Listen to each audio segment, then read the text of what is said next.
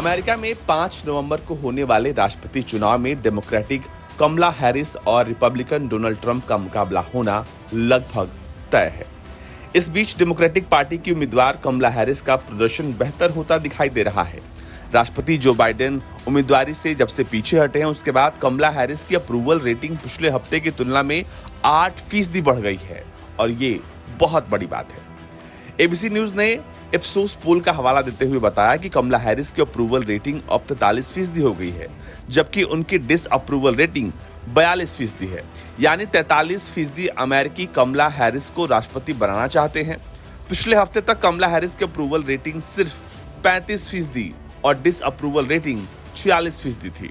यानी बाइडेन की राष्ट्रपति की रेस से पीछे हटने के बाद कमला हैरिस की न सिर्फ अप्रूवल रेटिंग बढ़ी है, बल्कि डिस अप्रूवल रेटिंग में भी गिरावट आई है। अमेरिकी राष्ट्रपति जो बाइडेन ने 20 जुलाई को राष्ट्रपति की दौड़ से पीछे हटने का ऐलान किया था।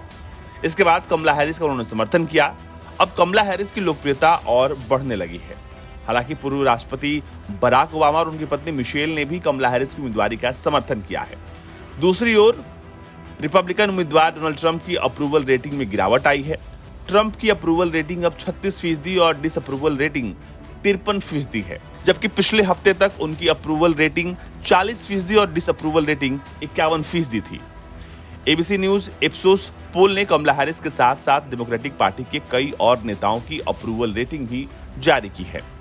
इनमें केंटकी के गवर्नर एंडी बेशियर की अप्रूवल रेटिंग 13% है, कैलिफोर्निया के गवर्नर गैविन न्यूसम की 21%, जोश शैपिरो की 17%, मिशिगन के गवर्नर ग्रेचन व्हाइटमर की 20%, नॉर्थ कैरोलिना के गवर्नर रॉय कपूर की 7%, एरिजोना के सीनेटर मार्क कैली की 22% और मिनेसोटा के गवर्नर टिम वॉल्ज की 6% है।